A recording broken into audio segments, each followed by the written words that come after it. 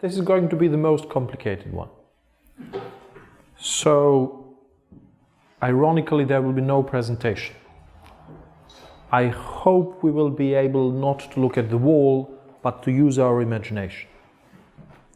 We always say trauma will be recognized somehow in the body.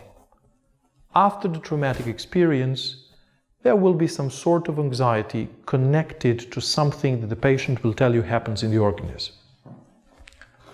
So when I have anxiety attacks, they are here. Or they are here and I cannot breathe. Or I will almost faint. Or they are here and I feel I'll die because there is no oxygen in my lungs. You've noticed that? You've ever talked to a person who was traumatized? Somehow it's always connected to the body. Why? We had various theories throughout the history of psychoanalysis about mentalization, about alpha function, how your mind should somehow symbolize what is going on at the level of your body. Ferentz's description is incomparably simpler and I would say down to earth and closer to everyday life. Try to imagine a 4 or 5 years old girl whom an adult man is sexually molesting, raping. Try to imagine, if we can dare to, the moment when his body, which is 50 kilos, heavier than hers, all of a sudden is rested on top of her. How is her body going to survive? She is crushed not only on the level of what is going on psychologically, her body is feeling something that is so unbearable on the mere physical level, beyond the mutilation of sexual organs and so on and so on. It is simply something a child cannot endure physically. What is the way out of that? Dissociating. Yes, very sophisticated answer. Down-to-earth answer, I fell unconscious. I simply snap out. If there is something that is so heavy on my chest, I'm out of oxygen and I snap out. I become completely numb. I don't move. I don't have the initiative. I stop resisting. When we talk to adult patients, they talk of something we call dissociation. Dissociation comes from this moment when my body cannot endure this physical experience.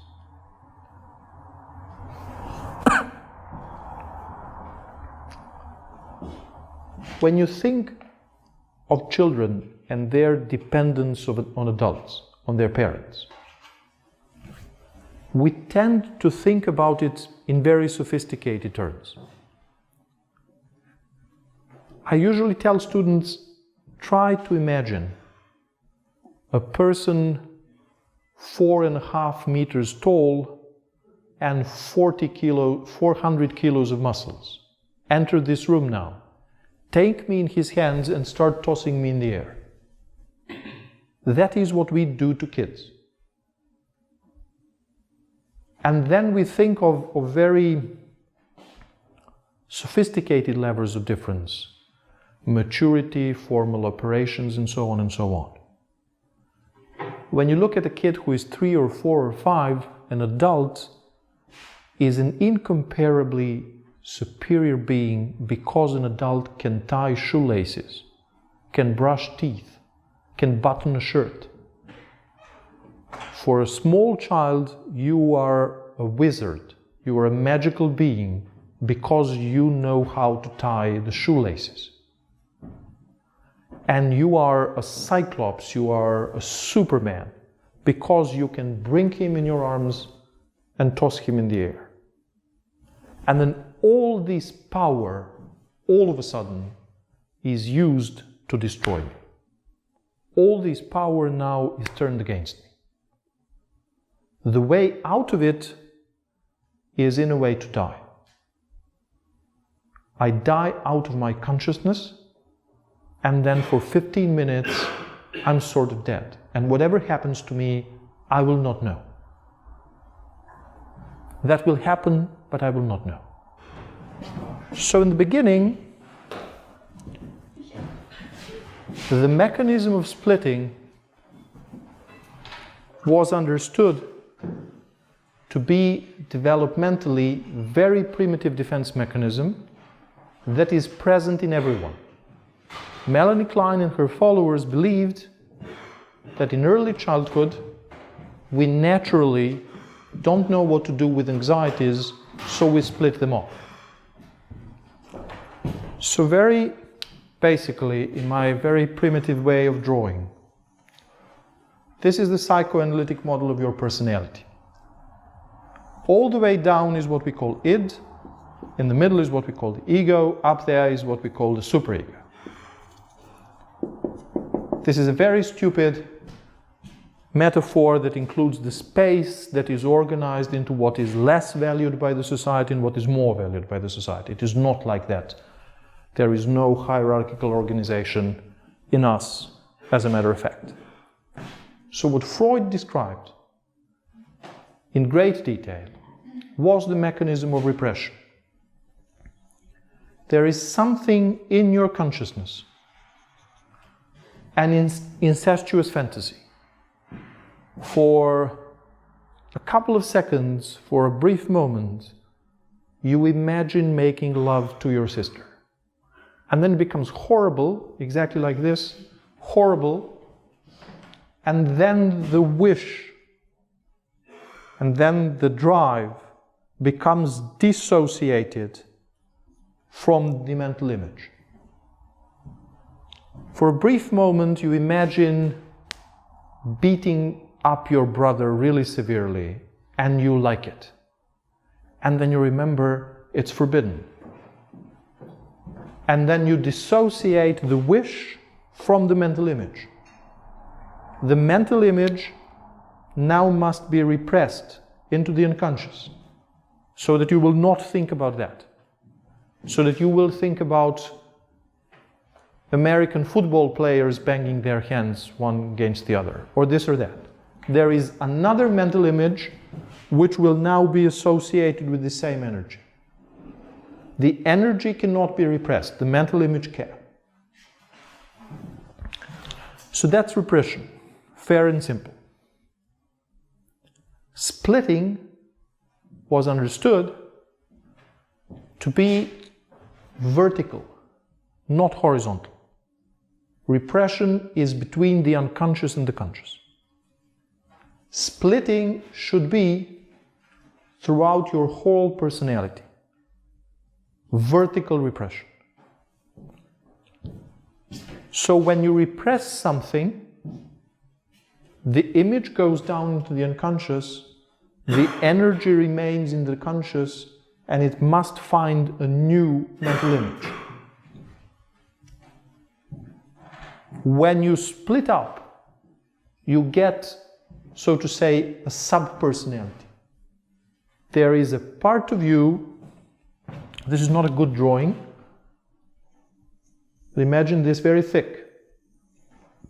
This wall here is much thicker than this wall here.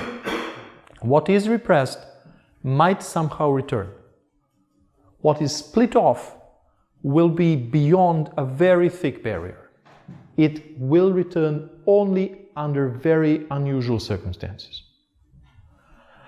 Psychoanalysts believed this is a part of your personality you are completely unaware of, that has all of the instances of its own and functions as a unit completely of its own outside of your conscious awareness. So I remind you of my favorite example for all things like this, Alfred Hitchcock, the guy who earned most money on psychoanalysis ever. Remember his movies, this is what he describes. All of a sudden, this falls down, and you commit a murder out of fear, and then this comes back again, and you have no idea you've done that. Remember these movies? So a further step from here. Ferenczi says that when you're traumatized, and all these horrible things happen inside of you, your personality all of a sudden suffers from your ego being completely destroyed. All of a sudden you have a personality which consists just of the id and of the superego. You either want everything now, or you don't allow yourself anything. But this one that should negotiate between the two does not exist anymore. This one here, you may remember that, is important because defense mechanisms are there. So the moment your ego is destroyed, your defense mechanisms are destroyed, and you are absolutely vulnerable to everything that happens around you. All of a sudden, so to say, your protective shield, your skin, has disappeared. Another point, all cognitive functions are there. Thinking, memory, and everything else, perception, they're here. The moment this is destroyed, all of these processes become bizarre. So Ferenczi's explanation for something I think we would today call borderline personality disorder is that trauma destroys the ego. It destroys the integrative function, the defense mechanisms, and the cognitive functions of the ego.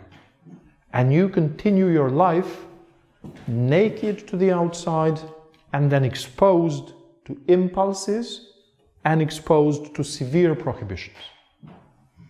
Today, we think of splitting as something that is not structural. Contemporary approach to the phenomenon is not that it splits off parts of your structure, but that it splits off your functions. That there are three basic functions, and that is emotions, thinking, and memory. And if everything goes well, they will be united. If I ask you to tell me about your childhood and how you separated from your parents for the first time, you will most probably be able to remember it, and then to tell me how you felt, and then to think about your feelings. And say, most probably I felt like that because I was very young and my parents were not present. They promised me to come, but they were late, and so on. If we're talking with a person who suffered from an important traumatic experience, then emotions, thinking, and memory will be dissociated. So this person will tell you, will express extremely strong emotions, as if this happens today. When I first separated from my parents 25 years ago, and then I start crying, and then it's like here, like now. I cannot think about it. Memory is there, emotions are there, thinking is not there. Or I can tell you every single detail about it, but without any emotions. I can give you very sophisticated, intellectualized analysis of my feelings and what my parents said and so on, without a single emotion in it.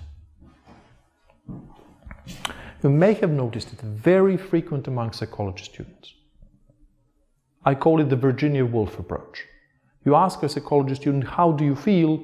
And they start using all the Latin and Greek words they've ever heard and give you an essay. And no one says sad, happy, angry. No, that's too simple for psychology students. They are much better than that. So today, we don't think the splitting does this. We don't think it splits structures. We think it splits functions. And there are psychological interviews and instruments aimed exactly at that, at seeing whether the person you're interviewing can integrate all three of these.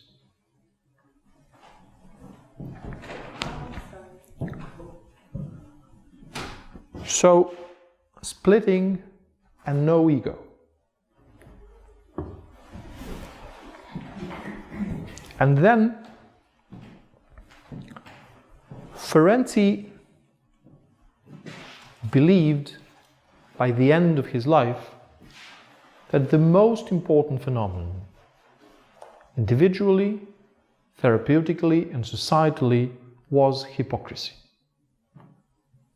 He believed that it was not even the trauma that defines the problem, but hypocrisy. So let me read to you just the first couple of sentences from the diary. So, the diary starts January 7th, 1932. The first of these short, I don't know how to call them, papers is 2.5 pages long. Its title, given by Ferenczi, is Insensitivity of the Analyst. That's the first topic. That's how he opens it. Mannered form of greeting, formal request to tell everything, so-called free-floating attention, which ultimately amounts to no attention at all, and which is certainly inadequate to the highly emotional character of the analysand's communication, often brought out only with the greater difficulty. This has the following effects. 1. The patient is offended by the lack of interest or the total absence of interest. 2. Since he does not want to think badly of us or to regard us with disfavor, he looks for the cause of this lack of reaction in himself or in the quality of the material he has communicated. 3. Finally, he doubts the reality of the content which until now he had felt so acutely. So this is, in a nutshell, the basic idea of Ferenczi's late thinking. It is horrible that, for instance, Elizabeth Severn was sexually abused by a family member. What is worse is that there was no one who would believe her. So another point is support her, kill the bastard, whatever. Just believe her, just acknowledge that this happened to her. So to stay on the individual level, if you want to elaborate on this, we have this horrible thing called attachment trauma. The trauma happening inside the attachment relationship. So we know from epidemiological studies, probably 95% of trauma caused by a person a child knows. 90% of perpetrators male. So only in Hollywood movies it happens so that you walk through the park and there is someone you've never seen in your life, and then he has scissors instead of fingers, and then he blah blah.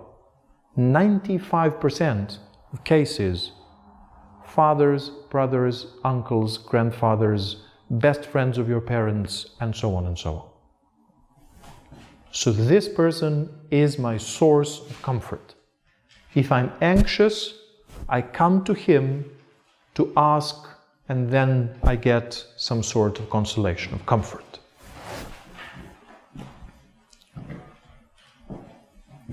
If this person now does something horrible to me, then I find myself in a situation that introduces horrible juxtaposition, so to say, inside my personality. He provides comfort, yet he causes horror. When I'm in the middle of this horror, I want to turn to him for comfort, but I see him with the facial expression that I cannot recognize. Sexually aroused, absolutely violently angry, and so on. So the source of my comfort has all of a sudden become, my angel has all of a sudden become my demon, so to say. I am 4 years of age. I don't understand anything. I have no idea what a sexual arousal might be. I have no idea why people do this, why I'm threatened not to say to anyone. Why would someone who loves me do something to me that is so painful, and so on and so on. So what am I going to do?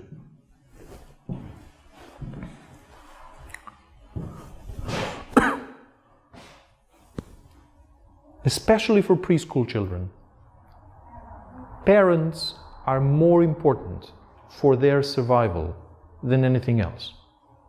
I don't know whether you have ever witnessed that, the level of dependence a child of 3 or 4 or 5 might have on the parents. I cannot, when I'm 4, I more or less cannot do anything on my own. Anything that is beyond playing. I cannot go to the kindergarten, I don't know how to prepare the breakfast, I don't know how to prepare the tea, I don't know how to make the bed, more or less nothing.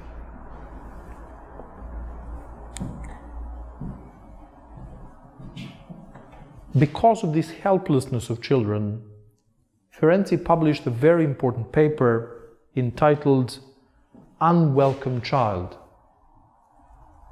1929 is the year of the publication of the first paper in the history of psychoanalysis, and maybe psychology in general, which says we must be tender toward our children.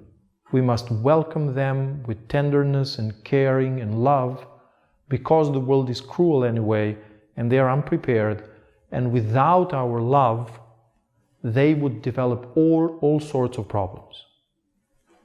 So even neglect without trauma is enough, in Ferenczi's opinion, for someone to become frequently ill, with a lack of ambition, with a lack of initiative, with a lack of creativity and curiosity, prone to mental disease, prone to suicide, and so on and so on. Just neglect. But when trauma happens, the child must not lose the parent psychologically. The parent is too important. So the child decides unconsciously to lose his or her mind. I give up on my mind so that I can preserve the image of my father as benevolent, loving, caring, and so on and so on. Without my mind, I can survive. Without my mind, I can go on living. I will be a psychological invalid, so to say, but I will go on living. Without my father, most probably I cannot survive. So there is no real dilemma. There are really not two options. I only can choose one. From that moment on, my image of my father is absolutely idealized. Whenever I talk about him, he is the most wonderful person in the world. He does not have a single bad feature. There is not a single activity he's not the best in. There is not a single moment when he was not absolutely perfect. I become completely blind for any problem, for any blackness, so to say, inside of my father. You can imagine that? So where then is this blackness going to be found? The child has two possible options to solve the problem on the unconscious level. One option is to say, I must be a completely evil person if I can spread these lies about my father. How can I imagine and talk to people about these horrible things my father would never do? I must be an evil person. So somewhere inside of me, there is a Mordor. There is something horrible. If I look inside of me, I will find out horrible evil somewhere deep. Option number 2, I must be completely crazy to hallucinate these things that my father would never do. So all the blackness that is not in my father, I imagine is inside of me, either because I'm evil or because I'm crazy. So I spend the rest of my life trying to tell people, I'm not that bad. I'm doing good things. I'll give you presents. I'll care about you. I'll be your best friend. Just please don't recognize this horror inside of me. I'll try to trick you in any possible way. One of the consequences, the child stops looking deeply into other people and into him or herself. So call it social cognition, mentalization, whatever you want to call it, it simply stops developing at that moment. Because if I look deep into myself, I'm afraid I'll realize that I'm the worst person in the whole world. Traumatized kids all too often believe they were guilty for what happened. They feel absolutely worthless, although they haven't done anything. The other point, if I look deeply into other people, if I look deeply into my father, I will realize the truth. I will realize my father did in fact do that. So all of this happens under a very specific circumstance, and that is that when this happens to you for the first time, and you go, say, to your mother, and you try to describe her what happened, she says, "Oh, stop talking nonsense. That's impossible. Your grandpa would never do that." If you would have a single person to recognize, then this becomes something that could be a part of a dialogue. Then it does have a reality to it. If there is no one, then the child is left with these two options. Either it's my evil imagination or these are my hallucinations. Of course, adults know better. Of course, what adults tell me is true. Because they can tie their shoelaces in mine, they can brush my teeth, of course they know whether this was possible or not. Can you imagine that? Yes. Good. So we have families where the incest happens for 10 years, but no one talks about it. No one ever acknowledges that something like that happens. And then, on a much larger level, after each war and horrible events that each war includes, there is the period of what is called the conspiracy of silence. There are at least 20 years when no one will talk about what happened. People return from the war and they are completely silent. So one thing I wanted to say, you may remember, there were 4 attachment patterns.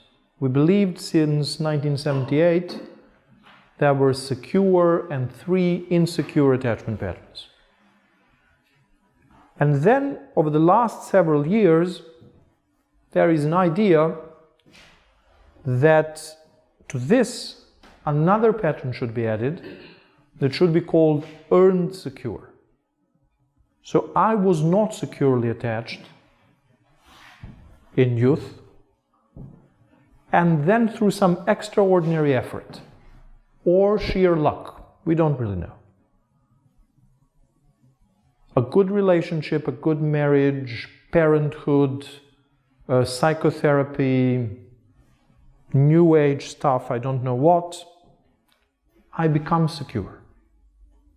So now empirical studies show us, first, exactly as Ferenczi would predict. Mental disorder is a consequence of the combination of being traumatized and not having a person who would help you mentalize the trauma. If you're traumatized and there is at least one person who will go through it with you, try to help you find meaning, reflect or contain, or whatever you want to call it in the psychoanalytic jargon, your pain, you may overcome and not develop a mental disorder. Now, the second level of these evidence is that if a child is traumatized, no one can help better than the mother of the so-called earned secure pattern. She has been in pain and she knows what it takes to overcome the pain. So somehow, most probably, she will be able to share that with the kid. On the other hand, people of this usual, so to say, secure attachment pattern, they are helpful in everyday circumstances. When it comes to tough, trauma-related circumstances, they don't really have the experience. They don't really know what specifically is important for their kids at that moment.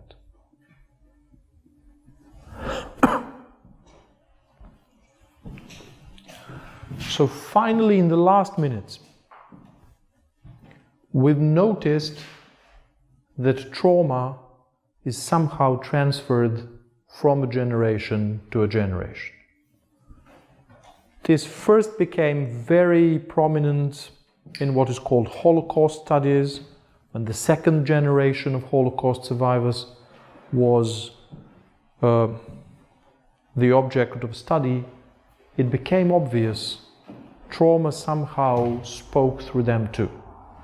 So like the patient whose analyst Volkan supervised, you all of a sudden start expressing the horrors of people you've never seen or met, you've never been there. It may be another continent, it is 50 years ago, and yet it somehow speaks through you.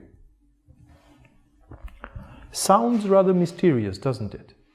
How would it be possible?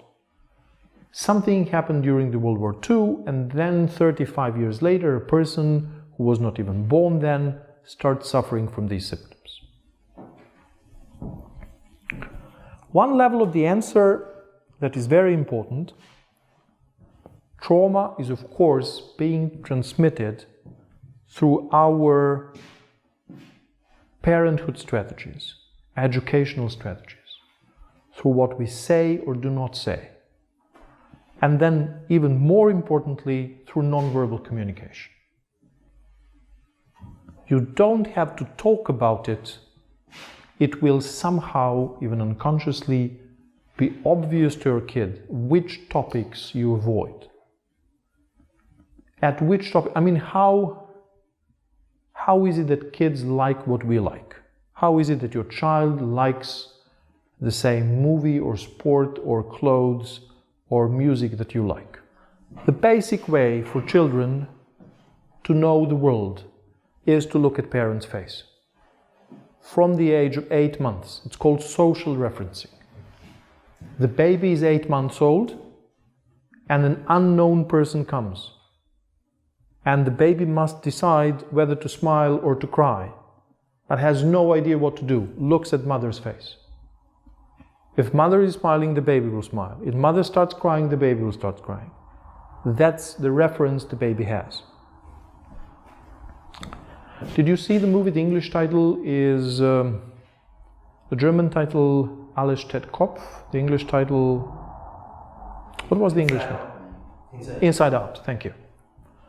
So there is a moment in Inside Out when joy and sadness enter the unconscious. Do you know what Inside Out is?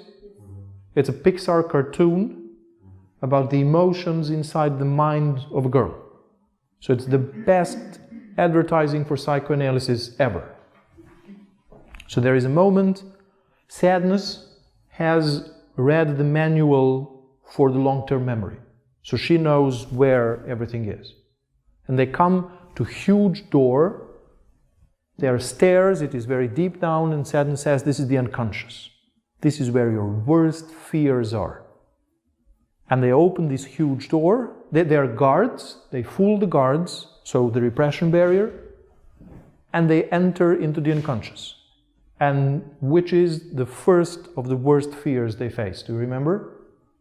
The wake from the clown? Oh, the clown. No, the clown comes later. The first vacuum cleaner, the grandma's vacuum cleaner, is the second. So the noise is horrible for kids. But the first one is woods, like trees of broccoli. So children are not stupid, they hate broccoli, of course. What do you do if you want your child to eat broccoli? You eat it as if it's a dessert? Yeah. You pretend you enjoy. And the kid has no idea how to make a decision on him or herself, looks at you, and then when sees you enjoy, thinks, oh, this is something enjoyable. They're that suggestible. So they like what we like because they see the sparkle in our eye. They see excitement in us. You don't have to say it. They see when you're excited. They see when you like something very much, so they like it very much. And also they see when the sparkle disappears from your eye. And they learn this is something to be avoided. This is something very bad. Go away from this.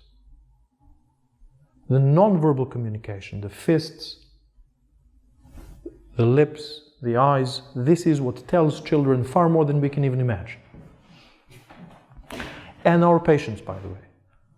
The reason Freud wanted to be behind the couch is that patients stare at your face very often to see what kind of an impression they make on you. Will your eyes sparkle when I talk how brilliant I was today at school? And so on. So through these mechanisms of non-verbal communication, children learn from us what is good and what is bad, what we like and what we don't like. And all that we are talking about, repressions, splittings, and so on, all the social interaction, it is very, especially at a young age, when kids don't understand words really well, when they don't understand what we are talking about. I don't know whether you've seen that.